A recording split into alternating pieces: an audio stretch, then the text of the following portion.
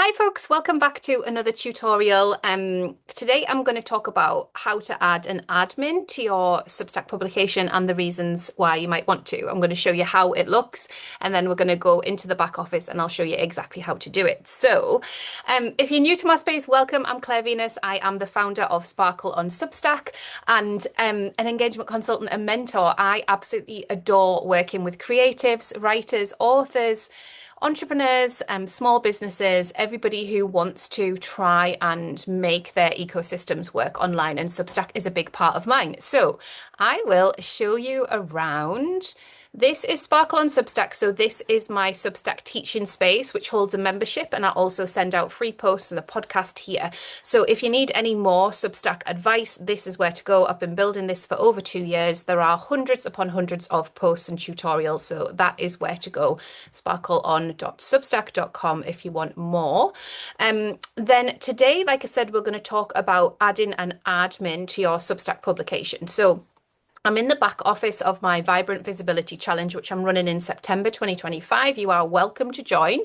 So I've typed in the word admin here, which has brought up team. You could also type in the word team if you wanted to. So let me show you. Yeah, so it does the same thing. So always be really wary when you're using the search bar of where you end up and that you're in the right place. But ultimately, it usually jump starts you to the right place of where you want to be. So it's telling me that I am the owner on the publication team. It's asking me if I want to invite anybody else, and it's showing you that my assistant Beth is admin and she's set to private there. So I could toggle that on to contributor or byline if I wanted to. So if Beth had a byline on this publication, then obviously that would be the right fit. But as it is, she's just in the back office. She can help me with different bits and bobs that I need support with.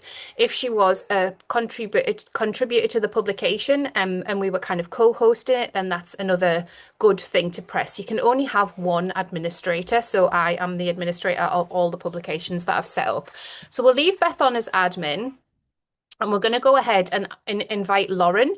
So I'm just going to get Lauren's email address from my email server and make sure I do it right. Lauren's doing some work for me at the moment, so it makes sense to have her on here. Now, if she's ever unsubscribed in the past, it'll pop up and say that I can't subscribe her, so I'll have to email her, but let's try. So this is Lauren's email. The one that she uses with her Substack. That's really important because it will link to the person's Substack profile. So you need to find out which one they're using with Substack. And then I can send that invite and see if she is part of it. Yeah. So what happens now is it looks like nothing's happened, but actually Lauren will have received an email in her email on inbox that she'll have to accept. So usually what happens is I'm either like WhatsApping backwards and forwards or texting, emailing and saying, you've got the email. If you jump on in, then you'll be able to accept it. Once it's accepted, then she'll appear here and then I'll have the same options as I do with Beth to add her as an admin. And contributor and byline. Oh, sorry, if I said admin, you can only have one admin. I meant you can only have one owner. So owner privileges are different to admin privileges. Admin, they can see the back office like this, but they wouldn't be able to see. Let me show you. They wouldn't be able to see all of this area, so the danger zone. So they wouldn't be able to do anything like that with deletions or payments or anything like that. If you add people as admin, I think that's really important. So from the front, nothing will look different yet. If I wanted Lauren to appear, I'm going to show you how somebody else that I work with does this, the lovely Susanna Conway. So Susanna has an assistant called Nita, I think. And so this is Susanna's about page. And when you scroll down, Susanna has Nita here. Nita is very front and center in Susanna's business, so I think that's probably why she's done it that way. And can you see how Nita has also been given the bestseller check mark because she is an administrator of this publication? So if you were co-hosting with somebody and they were a bestseller and you weren't, then it does sort of like link over because it's the publication that's a best-selling publication rather than the author, if that makes sense. But if you don't want to have somebody there, like I don't have anybody there, it's all happening in the back office. So when we scroll to the bottom of my about page, it's just going to say people Claire Venus. So Beth isn't there because she's not contributing. She's just helping me out in the back office. So it's really up to you how you want to use it. But I really just wanted to demonstrate how that works. So we'll just go through it one more time so you guys have got it. So in your dashboard, obviously I've got multiple publications here and some client ones. We're going to go into Vibrant Visibility Challenge. We're going to go into the settings. We're going to type the word admin or team if you want to, and then you've got it here. So invite. So the invite, the email that they use with Substack, send invite, and then you're going to have to ask them, did you get the email? Check your junk. They've got to press accept, and then you can come in and toggle it here. It's got some descriptions here, some definitions. So this public and private bit of it as well is the bit that I just explained. So obviously if I wanted to toggle Beth onto public, then I would just literally toggle that and press the public button. Everything on Substack saves automatically, so you don't have to press any save buttons or anything like that. But it can be really helpful to have people in the back office here. If you are doing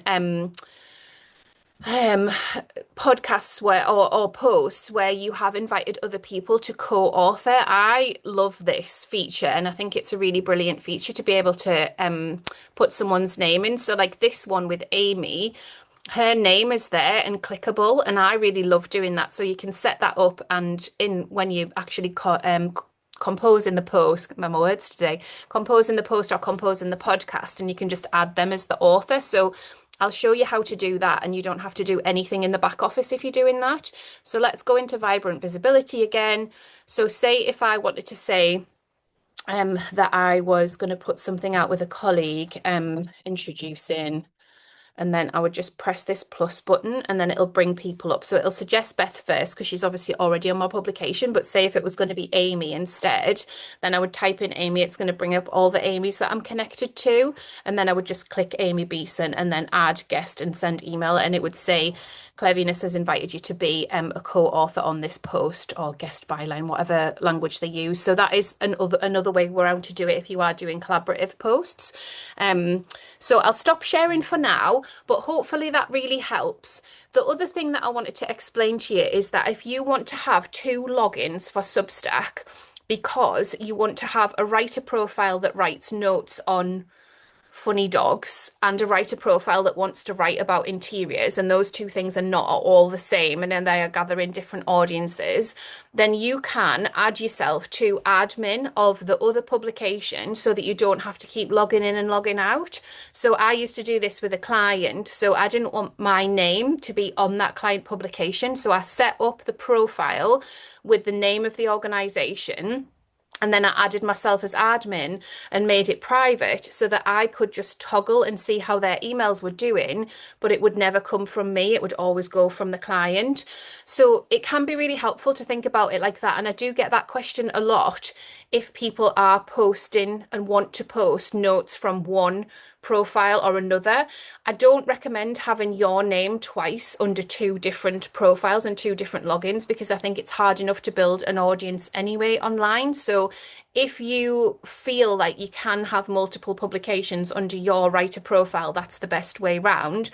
But if you feel like they're very opposed and very different niches, and you don't have to niche on Substack, then I would separate them out and add yourself as admin the way that I've just shown you. And then that way you don't have to keep logging in and out, and you can see your list of publications the way that I showed you on there. So I hope that helps. And I'm always here for any comments and questions. Like I said, head over to Sparkle on Substack if you'd like any more. Thanks, guys.